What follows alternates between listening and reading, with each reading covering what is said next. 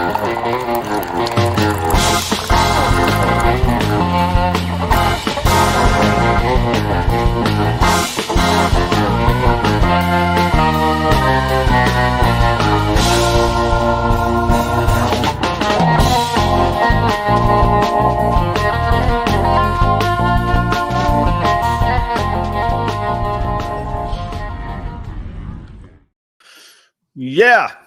Hey, good morning. How are you, Joe? I'm good, man. Are you supposed to be on that side? Is that right? Yes, I'm usually on the left. Now I'm addressing you. Okay, I like it. Completely disoriented. Oh my gosh. It's the craziest thing, right? It's a total fake, but it makes all the difference. It throws me off. What is new? What's new? We got a weekend coming up. I know. Something to look forward to. I know we got 2 more days left of the week, but then we got a long weekend. Most of us have a long weekend, right? That's true. And except maybe if you're in the snake business. Well, yeah, I mean, you still got to clean. Like snakes are they're gonna poo. They're gonna snake. But yeah, we got actually, I got to work out the schedule. There's a guy named Perry. He's from he's a local breeder. He's got a brand called Soda Balls, SOTA Balls. Anyway, Perry and I work together on Mondays and Thursdays here at the shop. I don't know what his holiday status is. We're gonna have to discuss this and figure this out. Yeah. You know? You switch it to a different day. That's great. And is that all working out? So everything is going well with that, huh? Yeah. It's a good, like a lot of things. Like it takes a little bit of time to see what the right situations in any relationship and any business relationship are, and it's a good fit. The beauty is. I won't go through the whole story, but we landed on just 2 days a week. Basically, I needed about 12 hours of help a week. So we do a half day together and then we do a full day together. But in those 1.5 days, we do the whole rat room gets done, and then the snake room gets flipped twice a week, and all the dishes get done. So we just get after it together. But all the unfun chores get done in 2 days versus me spreading them out over 5 days. Yeah, so then the other 3, I shouldn't say this because then I don't have any excuses to not show prep, but the other 3 days I get to work on stuff like this, marketing, branding, planning. And we put some time into this. We do. We do. A little bit of time into it. We get there. Man, I can't believe the number of out of the gate, the early people. Now I know you're all East Coast people, so it's not quite as early there, but man, it's early. Jeremy says it was just so good to see you, Joe, at Daytona, having a couple drinks. He acted like you got to do that to me. You blew him off. Yeah, you highbrowed him. Huh? Listen, I had this thing. It was planned. I'm really sorry, and I was going to bring that up too. My goal was to go to 2 shows this year. You're running out of time. I haven't been to 1. 0 for 2. So I got to figure this out. Is there another Tampa Repticon this year? I think there's usually one in November. Yeah. Okay. If I'm not mistaken, one of our Tampa friends will fill us in here. But yeah, I think that it is. But yeah, anyhow, it's for being here. It's going, like I say, it frees up some other space, and then August was just a crazy month. So wrapping that up, and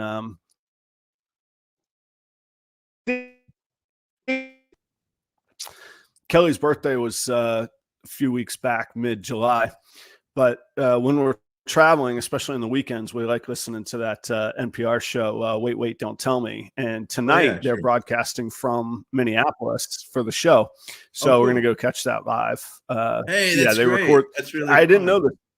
Yeah, they record 2 nights. They do tonight and tomorrow night, and then they compile it to actually make the show that they broadcast on Saturdays. Oh, wow. I know it doesn't feel as genuine, does it? I thought I don't like that. Yeah, I thought I was going to have to be there like 7 a.m. on Saturday no, it's all done by then, man. I don't know who we get tonight. I'm hoping like Tom Papa maybe will be there, or I don't know who else. I don't know. Is he your guy? He's your guy on the panel. You like Tom Papa? Yeah, I like little Tom Papa, man. He's I like it. I'm all right with it. That's good. I don't know who I mean, of course, the Paula Poundstone is She's a good one. She's a good panel on She there. is. You know, Yeah. and here's my one thing. Speaking of funny Bring it. Hit me. stuff, Yeah. celebrities, there is I'm like a movie and TV guy. Yeah. I know people say that, and then I'm not really. I just like watching movies. I don't know. It doesn't stay in my head. I don't know. But I'm not like a buff or anything. But I do enjoy watching a good television show. And Only Murders in the Building premiered this week. Do you know what Only Murders in the Building is? Yeah. I've actually. It looks like a big commitment. I haven't jumped in, but I do want to. It looks like a show I would enjoy. So that's my one thing. I was so excited. I'm a huge. I don't know if I've mentioned this before. I'm a huge Martin Short fan. And actually, Okay. I can do that. I do have a little bit. I got this for my 40th birthday from my buddy. He got it signed. Oh, cool. And it's That's pretty Martin nice. Short. Yeah, Joe, he called me my hero. I got this over here, but I'm just a big fan. And so he and Steve Martin do the show. It's like the 4th season. And it was a really great first episode. I loved it, but it reminded me of this thing that I did a few years ago. It was 2019. My buddies and I decided to go to Providence. So we did this thing for a few years where the three of us would converge on a city and just meet up and go and do like fun things for the weekend, right? So it was me, my buddy from Boston. Oh, he's been on the show, Jay, and then a buddy of mine from Houston. So we decided that one year that we go to Providence, Rhode Island, and we went to a gala. Have I told this story before? I'm not sure because I think Providence is a great town. And then I was thinking that maybe we'd had a conversation that Providence is a great town, but go ahead. Either way, it was a really fun town. I don't know where it's going. Yeah. We decided that we would go to this thing, the show of Martin Short and Steve Martin. They held this gala, and it was like this this fundraising event for the theater the main theater in Providence, right? So we decided there's 3 of us. We're going to a Martin Short and Steve Martin show. Why don't we all dress up as the 3 amigos? So we all dressed up as the 3 amigos. And it's a gala. So there's not only the show, there's like a pre-party and then there's a post-party. And my buddy Jay decides to go all out. Like he contacts like this costume shop in Los Angeles. And he gets us these amazing 3 Amigos costumes. I don't believe you've told this story now. This is not ringing any bells at the moment. So we go there and we're at the gala beforehand, and everybody's going, "Hey, well played, guys," or whatever. And we're all like, "Listen, we got to stay together, or else, if you can't be a one amigo." Away, it's gonna be 2 jerks just it goes against the definite. Like an amigo can't be solo. He can't be a friend with somebody if you're all 3 alone. Or it doesn't matter, right? So we're there, and then the show starts, and we're like in the 4th row, and part of their show is they talk about when they met, and they met on when they were making 3 Amigos, right? So they stop and Steve Martin goes, "We have 3 Amigos in the crowd tonight," and he comes down and he pulls us up on stage. And it's the only time I didn't know this. The only time I've ever been like starstruck. I had I'm standing there and there's Martin Short right next to me asking me my name, and I can't even remember my name. Like I say, just like a total Joe. Idiot. Yeah. Yeah. And he's like, "Are you sure that's your name?" So I managed to get like one line off that I thought that made them laugh. We do like this whole bit on stage. They have us sing the 3 Amigos song, and then we go back to our seats. It was incredible. And then we go, there's a party afterwards. And so we're at the party, and we're like celebrities now at this party because everybody's seen the show. We're dressed up like idiots. We meet the mayor of Providence. we meet the chief of Oh, police. of Providence. Wow. Okay. We meet the chief of police. We hang out with the entire board of the theater the whole night. Then we meet the unofficial, the mayor of downtown Providence, if you know what I'm talking about. There's a big kind of mafia element there. Yeah. We hung out with him for like, we left that party and we went to another place. We hung out with him, all dressed as like still dressed as the three amigos. Yes. It was incredible. It was crazy. It was so much fun. It was really, really fun. We were hoping that Steve and Marty, that's what I call them now because I've shared the state of right. Your buddies now. Steve and Marty would come out to the party, but they never came out to the party. But it was great. It was a really fun time. Yeah. Yeah. Oh, Inner Space. Yeah. Inner Space, Balls and Strikes. That's a good one. Okay. Oh, nice. I like their show. And then of course, now it confuses me because there's Steve Martin and then Martin Short, right? Yes. Yeah. Okay. So anyway, Steve Martin could play a pretty ripping banjo too. Yeah. And he actually puts out like bluegrass albums, and he did one with a really great North Carolina Asheville band called the Steep Canyon Rangers. Yeah. And believe it or not, Paul McCartney is on that album. Like, how crazy is like just what a life he's lived. It's pretty fun to think about. Actually, one of my favorite books is his autobiography, Steve Martin's autobiography. It's really it's a good read. It's funny, and it's really kind of poignant in points. And actually, of course, one of my favorites is Martin Short's autobiography too. That's a really good one too. Good laughs. It's a great read. I just love. I'm excited about the series. I'm super pumped about it. Actually, one of the other things. Wait, are we frozen? We're still good. Yeah, I'm breaking up. I'm professional. I'm going to flip my internet really fast, Joe. You gotta continue on for 20 seconds without me. I'm just going to do this right here. now. So one of the now I've forgotten what I'm going to say. Oh yeah, one of the things. So we do this podcast. I have another podcast that I do about interviewing people that I graduated high school with or whatever. I'm going to be like a new man on this channel now. Okay, I think there's still a little delay. Are you still okay? Is it a little delay? I'm great. How about you? I'm okay. There's still a little delay with you, but we'll catch up probably. I think it's waking up. I feel better now. Okay. So the third podcast that we're doing is a completely Martin Short oriented podcast that I'm doing. When is that going to be out?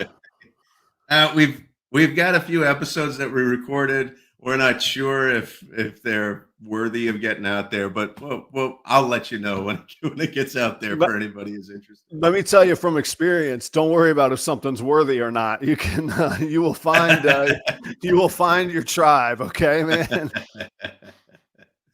Yeah. Yeah, thanks, Kreative Reptiles. That's nice there. So I've been battling this internet challenge, and part of it's that I just need to switch over to fiber. But I upgraded my Mac in the last month or so, and these new M3 chips are just flying, man. So this has been great, but I was on the wrong. I have like there's like 3 different channels, and it swaps back and forth because we have this house, and some of it covers somewhere, and it automatically flips to where it's strong, but then it doesn't automatically flip back, And anyway, that was one of my checklists that I did not cover this morning prior to signing on. You got to get up earlier. That's true. I do. Yeah, I had to get up a little earlier. All right, Joe, I learned something crazy. My one thing, and I realized that I actually have 2 things. One's a little bit sentimental. I'm not going to go deep into it. But 1 year ago today, I pulled out of Jacksonville, Florida with everything that we owned, including my wife and son, and a bunch of guitars. The snakes were already up here because I'd been up here before, but the final leaving of Jacksonville to the final piece of moving to Minnesota was 1 year ago today. this morning. Oh my gosh. That's really great. That's really great. You feel good, right? I do. It was weird. I looked, well, when I was in Jacksonville, I went by the old house and I was like, I don't feel that, it didn't feel like looking back on the wonder years. You know what I mean? It was like, okay, no big deal.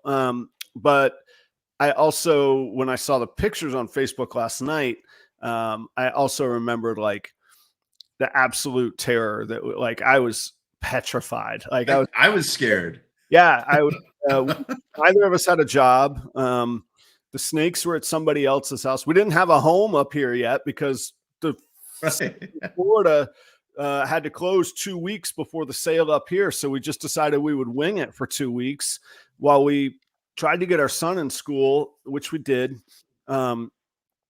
Tried to find Kelly a job and me try and build a business up here. And the place that we ended up renting for 2 weeks we didn't even bother to check. It had no Wi-Fi. So like we're trying to work, like Kelly's trying to do job interviews off of her phone hotspot. So anyway, I am joyful and happy to be here and have a great run. But what I learned this week blew my mind. Interesting facts for people not from Minnesota, or at least the Midwest.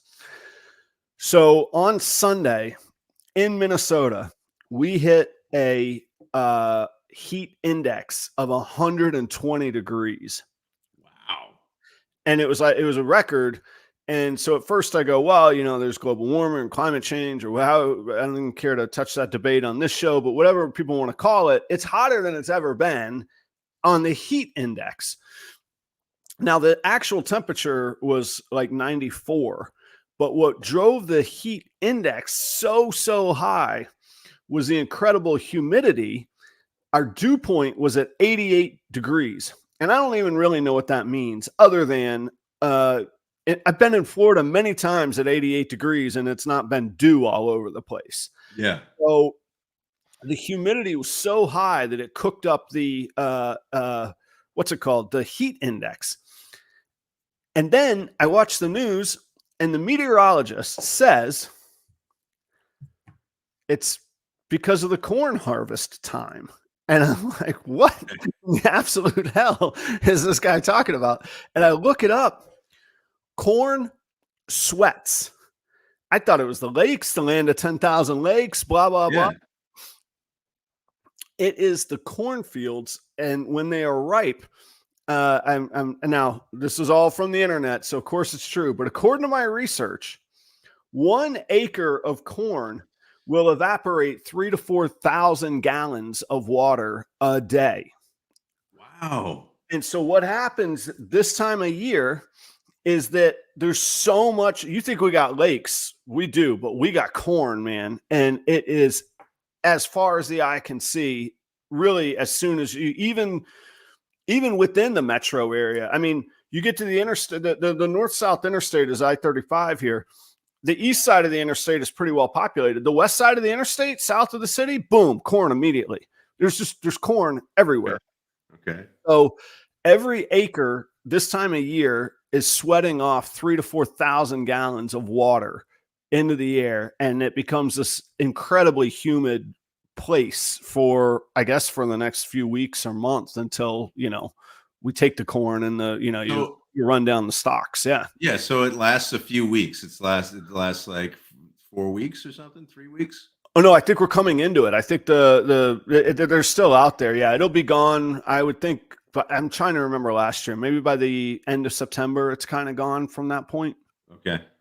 Wow. Oh my gosh. And yeah, and you're saying that this is more humid than your experience in Florida? Yeah, well, I didn't think so because in my mind, I'm like, nothing could be more humid than Florida. But I don't know what I'm gonna Google it while I'm running my mouth here. But I don't know what the average dew point in Tampa summer. Let's see. Okay, so the dew point average in Tampa is 74 degrees. That's when you're going to get your dew in Tampa. Okay. This was at 88. It only had to get down to 88 before it would have condensed onto, dew everywhere. That's thick, right? Awful. Yeah. And I think of the North being so breezy and nice Right. I got the yeah. winds ripping off the prairie. There's not an ocean for 1,500 miles in either direction. It's And like walking like in Tampa right now. It's like walking through a sponge. It's yes, just you can't like you're having a hard time just moving through the air. It's terrible how thick and dense it is. Is that what it and is that what you're feeling right now when you walk outside? Is it similar? yeah. Well, in that day when it was 120 degrees, when it felt like that, I was packing up in Des Moines and driving north, man. It was thick, man. So I'm going to see what the current dew point, just like you said, walking through a sponge is 75 degrees. So we were 13 degrees above that of humidity. Yeah. All right. Do you know where my mind goes? And if it comes from corn, is there like a smell to it? There's not. I didn't. So I worked a harvest in Napa one year. I was a harvest intern making wine. Okay. And in Napa Valley, the whole valley fills with the smell of crushed grapes. You could smell it there.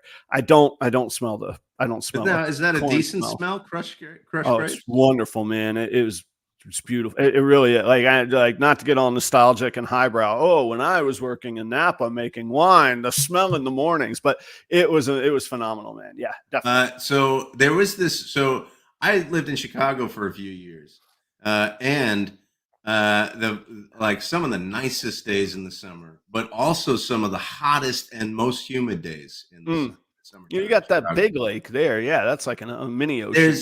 And then when it got really hot and humid like that, I never really figured out what it was. Well, I didn't have the internet at the time. I right. wasn't really on there that much. So there was either a chocolate factory or a chicken factory. You didn't know the difference between chocolate and chicken? It was a strange smell. So I heard that it was a chocolate factory. I heard that it was a chicken factory. I didn't know. And there was a really strange smell sometimes throughout the city of Chicago on those really hot and humid days. Same as in Virginia, where I went to college. There's huge chicken factory. And man, that thing stinks sometimes. Yeah, that could have if the wind blew the right way. You talk about smells in the air, and I didn't know this until I was here probably about 4 months. The Post cereal factory is in my town in Northfield, Minnesota. Oh, okay, yeah. And the smells of the cereal being made waft across the town. And I always thought like neighbors were like baking things. And I'm like, man, these people can bake in this town. But it's Cocoa Puffs and honey whatever and Count Chocula. So that's not a bad smell, right? No, it just smells like breakfast all the time in this town. So we have awesome. And the trains come and go constantly from that factory. Man, they move some cereal. So on an interesting transitioning into interesting business stuff, I just by chance we were at like this dinner party thing, and one of the chemist for the Post cereal, the guy that figures out the flavor profiles and then makes the food taste the way it does. We were talking about it wafting across town, and he goes, yeah, it's a lifelong frustration because if you smell it, that means that I'm wasting chemicals that are not getting into the food. They're being wasted off into the air. He goes, my lifelong challenge is to make amazing cereal that nobody ever smells. If you think about the little chemical atoms floating through the air, that means they're not getting into the food. How about that? I was like, talk about it. Yeah. From a guy that likes logistics and efficiencies, man, that blew my mind when he said that. The sweet, sweet smell of failure all the time. Little Post dollar bills just wafting through the air. But yeah, the whole town smells like Post cereal. I mean, they should advertise that. I mean, that would be a good, a good selling point for the area. I mean, come here. It smells terrific. Yeah, every day smells like baking cookies or turns out Post cereal. Yeah, I was like, man, who is cooking what around here? So anyway, that's what that is. So Joe, you messaged me yesterday and you kind of threw this idea at me. And then I went ahead and got the copy and description written and the show going. And and we're prepping this morning. You go, that's not exactly what I was thinking. I was like, okay, well, we will make that the content and we'll figure out what you're thinking. We're gonna see where this goes. So what was on your mind? What was the genesis of this morning? The only difference between what was put out there as the topic for this morning and what I was thinking was more about looking at your own specific mess ups and why that happened, what happened, how you overcame it, that kind of thing, as opposed to kind of what are the mess ups that can take place when start to run a business. Yeah. Well, yeah. Well, we're walking a thin line then. That's all right. There's a thin line between the two. Yeah. It's like North Florida, South Georgia. It's just pretty close cousins. Because I don't ever want to come on here and go, well, I'm a master at business or whatever. I mean, I've observed certain things, but I'm not gonna come on here and go, listen, this is how you do it. Yeah. I have always relied on the line. I'm just sharing my experience. There's a few things I happen to be good with. I'll just tell you what I did. If it works for you, great. If you can learn from what not to do, that's great. Yeah. I don't ever think I'll be like, I'm an expert at this. And even when I say that in my consulting business, I don't always believe it. I'm like, all right, just, I've done this a lot and here's the successes I've had. We'll not talk about the flip side of the coin though, but today is the other side of that coin then, huh? Well, I mean, the idea of the expert that comes to mind to me, especially when I was hiring experts to come into a company and give some kind of speech or do a workshop or something, was always like, I just always thought, oh, well, I could give this workshop or give this speech. It was just like, because they're outside of the organization, there's a little more. There's a little more clout that's given to them or something like that. It always drove me nuts. And I saw it too. Cause like like you say, we would bring in speakers. Yeah. So like I had done, I was working for the PGA Tour and I'd done my sommelier certifications. I had paperwork to say I'm an expert on wine. And we would bring in these wine reps that are wine salesmen. And I'm like, this guy, he doesn't know what he's talking about. He's just trying to peddle the cool looking label and the name. Right. And I remember my boss going, the members hear you every day. We have to bring, if you bring in somebody from somewhere else. Yeah. And then like, I would go to, they would send me out all the time. Like for about 2 years, I was kind of on the road, so to speak. I would go to different clubs and fix them up and prepare them for handoff to the next person. And, I would get there and they'd be like, "Oh, Adam's from the home office." And I'm like, man, I can't even I got a wine salesman undoing me at home. And then I go to like Scottsdale and I'm not at that point, I really was not accomplished in my career. And they're like, Adam's here. And I'm like, yeah, here we go. And I'm like, well, that's the thing. I think there was that saying that there's a saying like when you are in professional development or human resources, and you're bringing people in, it's like an expert is somebody who lives 20 miles away. Yeah. Something like that. I can't remember. Right. Yeah. Yeah. Exactly. But then it also, when I flipped and I was like, okay, well, I'm hiring these people to come in and the people are actually listening to them. Why don't they listen to me? Because they know me. You're right. Yeah. It's like, I know Joe. I've heard all this, but we've seen this show. Yeah. I don't need this. Right. I had a beer with him after work. He doesn't but then when I flipped, it gave me confidence. I was like, well, you probably have experts that can give this, but I understood that if I came in and nobody knew me and I spoke confidently about stuff, that I did know about, then people would listen. So it kind of gave me confidence when I became that, when I switched over to being hired to give. Well, the nice thing about if you are that guy that they bring in, you can just play the hits. Like if you only have an hour show, You just play the hits. You don't screw around with what, I'm working on this. I'm figuring, no, you play your hits. They're like, wow, this guy knows his stuff. And then you hit the road and you're never seen again. Right. That's all you when you're on the inside of an organization, you go, this is what I'm doing. Then you better pay dividends and show them, what's going on. But yeah, if you have 1 hour to talk about the past 20 years, yeah, you could crush it, man. You just talk about your hits and then you get out of there. You're done. You're gone. Yeah.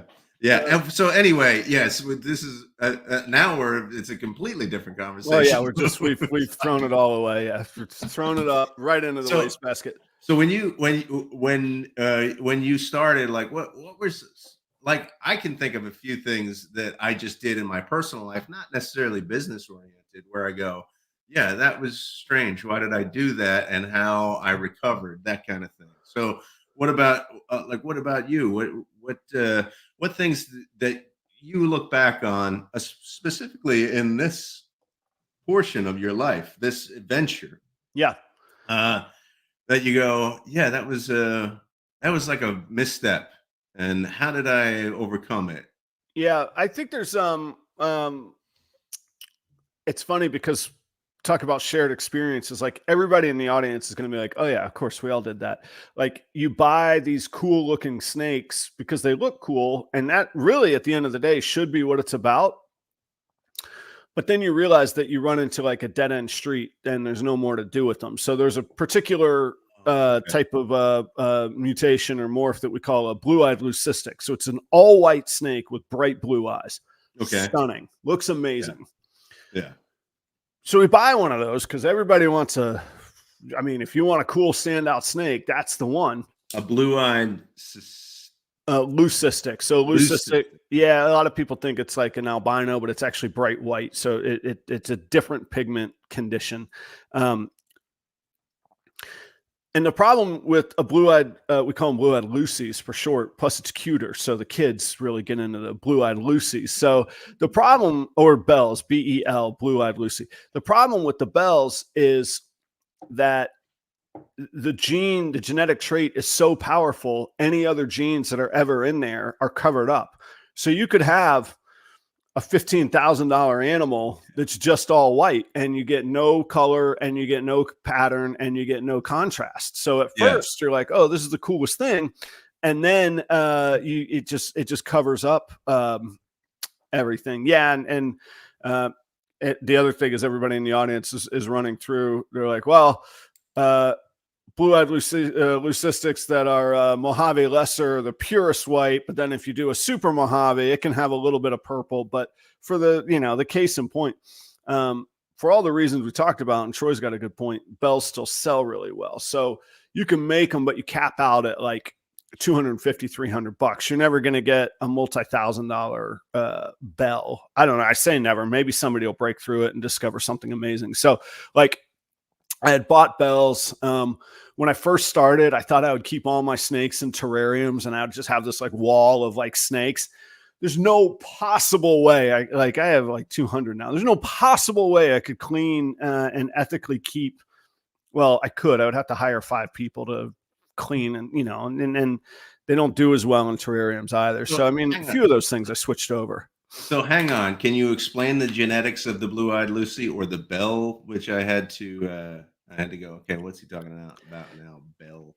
But blue-eyed Lucy, I got it. Yeah. Can you explain why it's buried so deep that it's just the same? You're saying it would just produce the same thing over and over. Well, okay. All right. You got, we've talked about dominant and recessive, right? All right. There are 8-ish, somebody will correct me, 8-ish codoms. So dominant genes. If you have any combination of those two, by and large, again, forgive the exceptions, guys. I know that I don't need the blue-eyed leucistic police here. By and large, any combination of those 8 will make an all-white animal. Okay. And from that all-white animal, it's allelic. So they will never make a normal. So all of their babies will have one of those, will have either or of those genes in the blue-eyed leucistic complex. And the problem with that is anytime you ever breed a gene in the blue-eyed leucistic complex, if you have one on either side, you could make white snakes.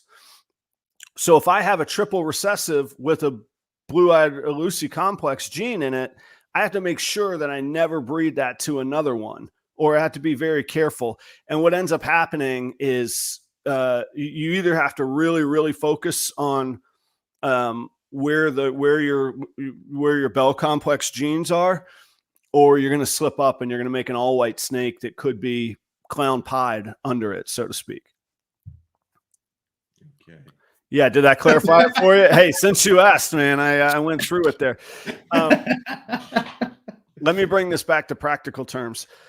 I'm about to sell a male clown that has a gene called lesser in it. He's a beautiful snake. He's a beautiful animal. Lesser is in the Bell complex. My problem is 3 of my females in my clown project also have Bell complex genes.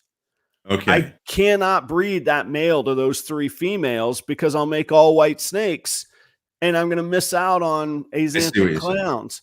And so you can make all the bells you want, but you want to do it with nothing of more value buried underneath the all white. Or what I do is I keep all my Bell complex animals on the female side. So my male Bell complex animals, they get sold so that I don't accidentally make any blue-eyed Lucy's. How much does a good looking Bell go for? I think the males are like 200 and the females maybe 300. I was going to say pretty much. I mean, if I had a entry level pet. Yeah, I'd get asked every show, do you have any Lucy's? Like they're if you had 100 of them, you could make a pretty good run, but you got to feed them, clean them. That's a lot of snakes. So the average price is probably online. The average price, you probably get them for a little over 200. In person at shows, you could do better, in my opinion. Mm-hmm. So this was going back to the topic of the program. This is this was a mistake. You see this or as a misstep? Yeah, it was a misstep. And I wrestle with it because at the end of the day, making cool snakes is what it's all about. That's a cool snake. Great. Yeah. I was happy. It brought joy. I show it to people and they go, wow, that's crazy. But the problem is, if you want to be a breeder, or it caps you out financially. Ideally, you would want your average sale price ideally higher than that. It's hard to make money, I think, until you get to an average price of maybe $300 to $400 an animal, and and that includes wholesale animals and high end animals. So you're not targeting $300 to $400 animals. You're targeting, $5,000-$7,000 animals that the average is going to come down because of wholesale and misses and all of that. Anyway, what I'm saying is it's a hard living to live on bells. Now, to get people at your table and to get started and to build relationships, I bought a bell, was my 3rd snake. I got 200 now. So, there's hope. Sell those bells, get those people and build those relationships. Will at CNC says, Mystic Potions are bells. Mystic Potions I have one. They're like a purple animal with a gray stripe down their back. Technically, that's what I was saying, where like some of the combos don't make white animals, but for the sake of what I'm trying to describe. Yeah. But I've made bigger mistakes, and this isn't about knocking any specific person, so I'm not going to get too specific, but I've had business partnerships that didn't work out. I lost what I consider to be a whole lot of money. I learned a whole lot and grew from there, but I lost a whole lot of money, and honestly, the relationship isn't that great. We're thankfully not going after each other or anything like that, but there's situations that happen like that as well. And for the sake of the show, I like to be transparent, but it wouldn't be professional or right of me to dig in any further on that. But those things do happen as well. And you have to, I think you do have to trust people this is going to be really cheesy to say, but it's almost like love. Like you can't date people or not date people because you're afraid of a breakup. Like you're going to break up with everybody except for one, ideally. You know what I mean? Like they're all going to not work out. And business hopefully goes better than that. But there is that situation as well. Like you have to get out there. You have to be prepared for opportunity. And sometimes that's going to cause missteps. Yeah, I do. This is something that I thought about as well. Like partnerships that you create or the people that you invite into your vision. And we, before we move any further there, we do have a few partners that we should probably acknowledge. Well, yeah, we talk about the things that did work out. Right. The relationships. I got to say, like seriously, the relationships are phenomenal. So, Cold-Blooded Cafe, they are who I use for all my supplies of frozen rodents. My animals, if you get one that's on frozen thawed, eats Cold-Blooded Cafe animals. Desiree is going to be at Animal Con coming up. She's the owner of Cold-Blooded Cafe, fantastic businesswoman. Impressive woman in an industry that tends to be dominated by men historically, for better or worse. And anyhow, she's an impressive person, and she and Cold-Blooded Cafe have been amazing. Check out promo code proper11. You're going to get 11% off of your order. That's a one-time code currently. I'm working on like a legacy deal where like you use your 11% code, you love them, but maybe you're only loyal to price, so you still go back to the competition, which I don't think you would, especially Cold-Blooded Cafe grows all their own rats. The competition is largely using lab rat leftovers. Who knows what those lab rats have been fed? Use Cold-Blooded Cafe. But I'm trying to get an ongoing incentive. We've had such success with the Proper Royals community. They are kicking around the idea of like a legacy discount that you get forever just for watching this. So I think that's pretty cool. Also, Husbandry.pro. You can check out properroyals.com. Robert and the team at Husbandry.pro are the developers that power properroyals.com. And of course, their software is fantastic. I'm using it daily. Even this morning, it's breeding. Wednesday is pairing day here in the snake room. So Thursday mornings, there's a pungent aroma that fills the air. Yeah. And I could track when they pair and when they lock just with a QR code scan. Bam, click, lock, and all the papers and spreadsheets and clipboards all gone. So P Royal 60 will get you 60 days free of Husbandry Pro. You don't even have to give them a credit card number. You just click and get going on it. And you get all your information back. There's a competitor that doesn't give you your data without a fight when you leave. I don't think that's cool. So I like Husbandry Pro and what they stand for. So thanks to the team there. Reagan, Renee, Royal Pythons. That's Charlie. He is up in New Jersey. He's definitely working some cool Krypton project stuff, singles, doubles, triples, quad hets as well. I didn't have any quad visuals yet that I know of. He might, but single, double, triple visuals as well. Projects like Clown, DG, Puzzle, Krypton. Go talk to the man. He's an excellent partner and an excellent breeder as well that I look up for. He filled in for you, Joe. That was the co-host a couple weeks back. Yeah, thanks. And then last but not least is Keith at Kreative Genetics. He is out in Fresno, California. And Keith and I are working on some cool stuff with one of his clown axanthic breeders. Was the picture on my Instagram this morning. You can check that out. We'll have those hatchlings. Some of them have already hit the market and they're gone. I don't believe that VPI is not cool. It's out there. It sells. They hit the market right away. They're gone. We'll have lots more clown head axanthics, and we do have a shot at the double visual with codoms in there as well. So hold tight. We'll see if we get those. So thanks to all the sponsors for keeping on the lights for another week. Yeah, thanks, man. Thanks. So partnerships, so, or even people that you work with or that you're listening to, especially in the early stages. I was listening to this interview yesterday with a comedian that I really like. His name is Brian Reagan. He's out there. You should check him out. He's super funny. He's like a comedian's comedian, and he's not really a famous guy, but everybody Everybody who's a comedian just loves it. Well, right? he's been around forever. He's a great worker. I think he co-writes with a lot of people, or like if you have like the basics of a joke, you call him up and you're like, man, how do I polish this thing up? Like, he's great. They were in it. So I was listening to an interview with him, and he was talking about that. So the question was, how did you get started? Like that kind of thing. And so he had a comic strip that he wrote out, like it was called like a stick figure thing. So he started doing this comic strip, and he did it for a while, and then he sent it into to places, and he got a rejection letter, and his one and only rejection letter. And he jokingly says, well, when I got that rejection letter, I was kind of like, well, that's the end of my dream of being a comic strip illustrator. Like, he listened to the one person and that told him this isn't good enough for us. Yeah. So he stopped.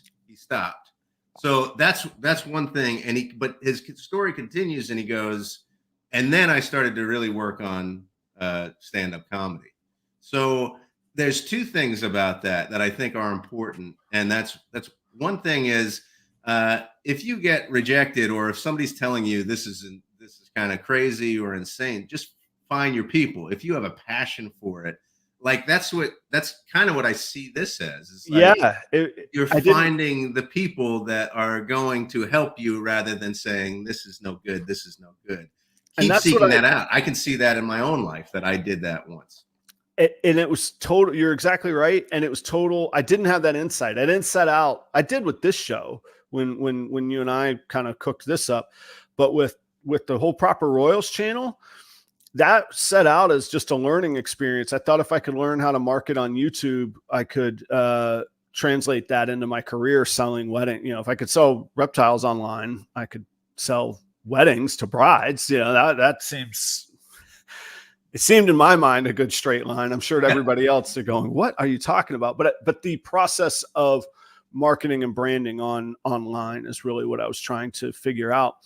And so when I started, I almost had this like wannabe expert persona. And after like 2 episodes, I was like, this ain't working. I don't know what I'm doing. And it just reeks of BS. This is just terrible. And so I was like, what if I made the brand like, hey, this is just what I'm doing and what I'm figuring out along the way. So when I first started, my brand was, here's a documentation of my journey, which has now become, hey, I've done this for a while. I seem to have a pretty good knack for this. I'll share what I've done and get, further layers of transparent. But I forget exactly how we ended up where I'm talking about right now, but I didn't have that insight to set out to build a community. That opportunity came along and was an aha moment where I was like, you know what? That's all I need to foster. We'll just be seen as a resource, and a reliable resource and a trustworthy resource. That's way better than any hoorah nonsense I could throw out to, I'm Adam. It's really similar. It's a really similar story, because you start out doing something that you like Brian Reagan did. He loved to make people laugh, or kind of through his cartoons that he drew or whatever. But he was told, first of all, he was told, no, this is not good enough. Now I'm saying, keep trying that thing. But the second thing that he did, which I think is what you did as well, is he pivoted. Yeah. He still had a passion for making people come together and laugh about a certain thing, but he pivoted and went, okay, how else can this be a thing? So really identifying your passion and trying it out in different medium. So like both the thing of like, don't listen to rejection when you have a strong vision for what you want, but also after a little bit of time go, okay, I tried it. Let me see if I can pivot. And I've done both things. So we talked about mess ups with careers and business and stuff like that. I've done both of those things. I tried something, it was rejected immediately, and I was like, forget it. And I think I should have stayed doing that, trying it out. And then the other thing was when COVID came along, it moved from completely in person to online, and I should have pivoted at that point as well. And those were two, I think, major mistakes that I've made with my career. Well, something I really like the idea of, and it's hard to quantify as a skill, but I do try to a lot, and I try and convey it a lot. And a lot of people disagree with me, is I'm prepared to be flexible. If I want to welcome opportunities, and if opportunity comes along, I'm willing to pivot a little bit. I don't want to pivot 180 degrees. I'm still me. I still got to stay who I am and true to who I am. But if an opportunity comes along, I'm going to snag it. So like sometimes breeders will say, you know, you got to have this 5-year plan. And I'm like, no, I don't. Who knows what amazing opportunity is going to float down a river that I'm going to snag. Yeah. And so, yes, I have a long-term vision and goals that I want to reach. But if I have an opportunity to improve in a single moment, I'm not going to not take that. And that might take me slightly down a different path that I have to go pivot towards. But I love that. I love that in life. It's what I did in a big picture. It's what I did with the house in Florida to move to Minnesota. Okay, that's massive. You thought you were going to be in Florida, you end up in Minnesota. A great opportunity came along, accompanied with a great disappointment, which was basically the insurance situation in Florida. So that became a solution out of there. But I see it in breeding. That male, he's a lesser spot nose pastel clown male, really powerful male. Turns out I'm not going to use him. I've been raising him for 2 years. He wasn't the right fit, turns out now, because of the opportunities that came around to buy those other females. So I bought those, but it means I have to pivot, and I can't use lesser to lesser because I'll make a blue-eyed Lucy, which is not the allelic complex you would want to make the future. That's not the future. So I think blinders for focus are good, but I think you should expand them just a little bit and always sort of be ready for when an opportunity comes along. I like a gene called Puzzle, and but it's very expensive, and it's not hadn't been the right fit. The right opportunity to pick up a couple of het females a year back came up. I grabbed those. I said, I'll figure out the male down the line. It was time to figure out the male. I go looking, and instead of buying one of those animals, I ended up buying 5. So now I have this 7 or 8 animal puzzle project now that I didn't think that wasn't on the books. It was just a good opportunity that came that I pivoted towards. I made a few notes that were a little different, a little slight twist on your idea, but there's one idea I really like. So my thought when you pitched this to me, Joe, was like, not how did I screw up myself? Because, I don't really do that.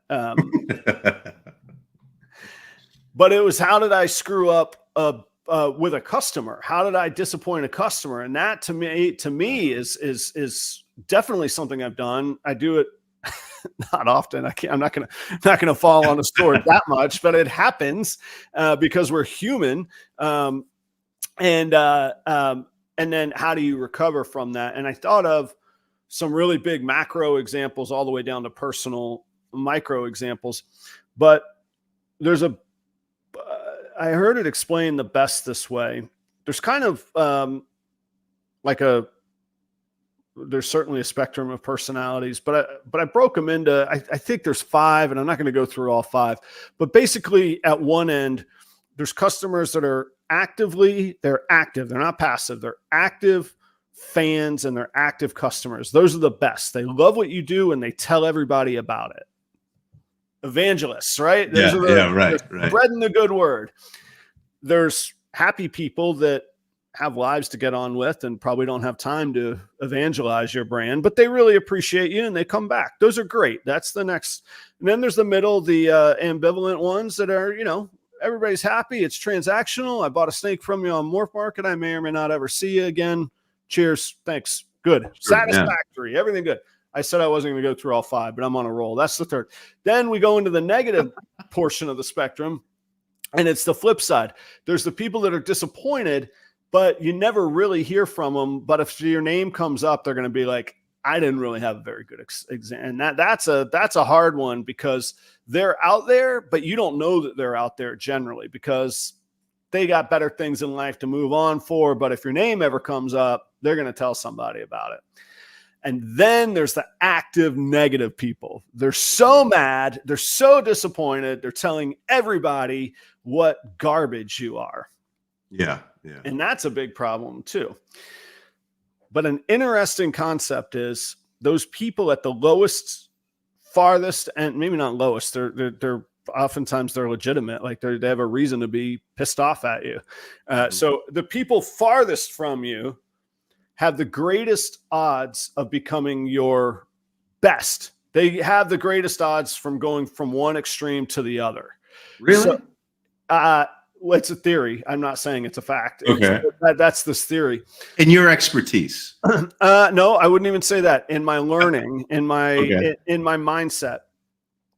But I do see those, and in my experience, sometimes those most furious people, if you could flip them, become your strongest evangelists. And I am in no way saying go create that pool of mad people. We would not want to do that and then flip them. Yeah, that's not the strategy. Let me tell you, if you want an opportunity for a mad customer, it will come down the pipeline for you. You will have that opportunity in my experience. But in restaurants, the biggest meltdowns, the biggest public, frustration, screaming match, if you can flip that person, they're going to be your biggest evangelist. They're going to, they made it right. It was so horrible. Now, the problem is you got to live through it was so horrible part. So it's almost like a backhanded compliment, but there's great opportunity with that. So I got thinking and I did, I went digging and I found a couple scenarios that I really like. And one of them in particular is the story of Zappos, the shoe company. Zappos starts, they want to be an online shoe retailer, and they could not get their customer service logistics right. They were sending wrong orders. They were sending wrong sizes. They became known for this. And this is the early days of online ordering. Like, it sounds common now that we go on Amazon and we buy shoes. But remember, in the early days, how are you going to buy a shoe without trying it on? And they're going to ship it to you. And then what if it doesn't fit? What are you going to do? And what happened was all of those things came true. They were sending the wrong thing. They weren't fitting right. People didn't like this fit. That size was BS, this and that. And what Zappos did, they became almost a laughingstock because they had a stupid name too, right? We all thought Zappos was a dumb name. So in Zappos' bio, so Zappos took the opportunity to turn these dissatisfied customers into loyal advocates. And here's where they went crazy. And this is the trick. You got to go crazy. And it's an amazing investment when you do go. It burns. It hurts at the time. Man, you're just feels like you're burning money. But remember, if you could get that active negative person into an active positive person, they're your gold mine. Yeah. So I can't even believe I'm saying some of this stuff. Zappos made a 365-day return policy and offered free two-way shipping. They even encouraged customers to order multiple sizes and return what didn't fit. Can you imagine? Like, what a crazy thing. And what happened is it turned, and this is their own words, it turned the commitment to service turned unhappy customers into Zappos' biggest evangelists, helping the company build a reputation for customer care. They grew exponentially, and then eventually in recent times were acquired by Amazon for $1.2 billion. Well, do you have a personal experience of Zappos? Because that's exactly what happened with me and Zappos. Really? Wow. I couldn't have teed that up any better. Tell me.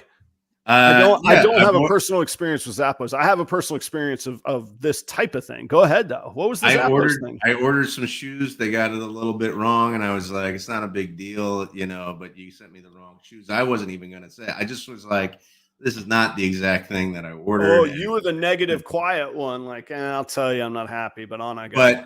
But when I called Zappos, they were like, okay, we'll just send you out a new pair of shoes. Which ones do you really want?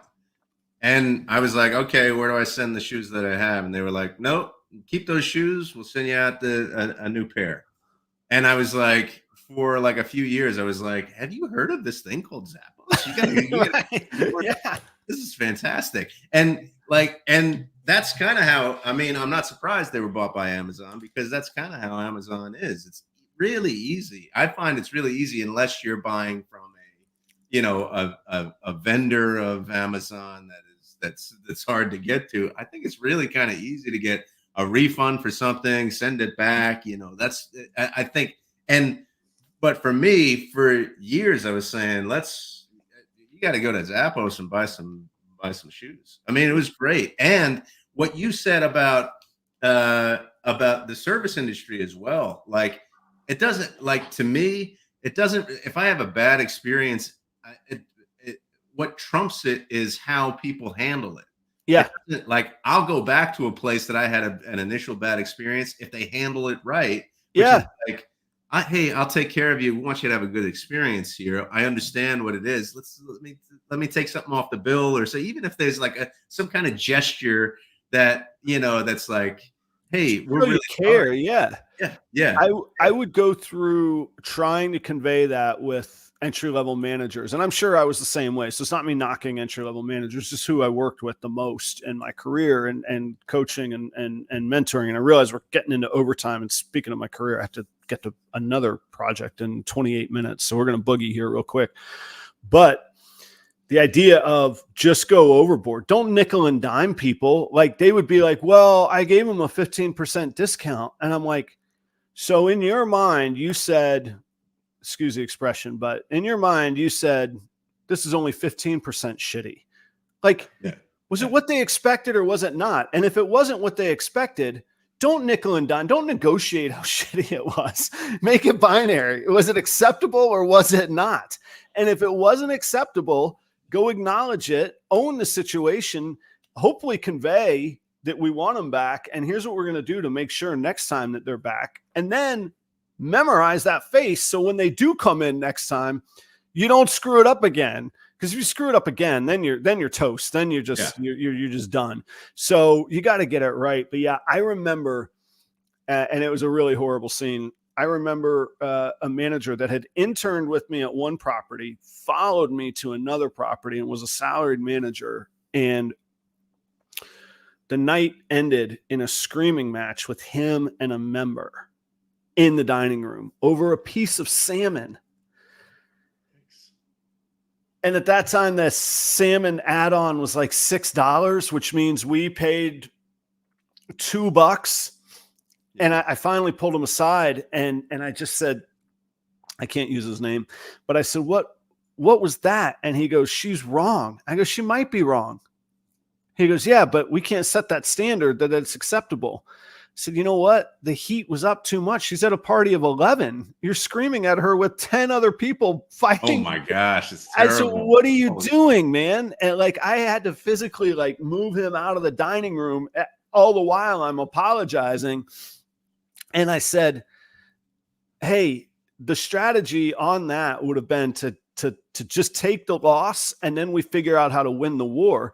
So next time when we go, oh, you're back, Mrs. So-and-so, I remember you didn't enjoy the salmon very much. Let's talk about either why you didn't enjoy it, or let's talk about you having something else that you're going to enjoy. That's how you win. You lose the $2 and get her back in the door. Right. And like, he just, again, young, professionally not experienced yet. We all want to win. We want to feel like nobody gets one over on us, but winning the war is how you win, not dying on a battlefield, whatever the analogy is, over a $2 salmon. So I love the idea of Zappos. I love the idea if something is wrong, don't parse it out. Was it 15% horrible? Was it right or was it wrong? If it's right, take your money and proudly do so. If it's wrong, get them back in the door next time and acknowledge what was missed, is my thought. So, I mean, to wrap up this conversation, there's a few things that we kind of covered. One is, hold tight to your vision for a bit. That's true. Yeah. If you like invite people's opinions, and don't crumble under the first sign of people not liking it. But pivot when you need to. Pivot when you need to. But make that threshold for pivoting high. You know, work on things until you pivot. So, and I love the way that you put it. Don't throw away your blinders. Keep your blinders, but maybe just widen them a little bit. Just a little periphery. Yeah. And then this last conversation, which is like, in business, you're making money from your clients. So invest in the service that you give. Invest in the service that you give, and even invest sometimes in the people that have a bad experience, so that you can flip them so that they become your best advocate. Yeah, harvest those evangelical types. I guess I would be remiss if I didn't say either. The cost of acquiring a customer or reacquiring one is almost always going to be more than your most expensive item. If you can trade in the cost of any item to maintain that customer, it's a good investment in the long run. Even in the short term, it burns and it hurts. Sure. All right, man. Great conversation again. Thanks a lot for this Thursday morning. Gets me started. I love it. And thanks for everybody for tuning in. Great chatter on the chat here, and just love connecting with everybody on Thursday mornings. Joe, thanks for doing this every Thursday. I appreciate it. We'll do it again next week, and who knows? Maybe we'll get some of these people to evangelize a little for us after a year of bumbling around here. Smash that like or whatever. Oh, smash. Yeah. Okay, guys. See you next time.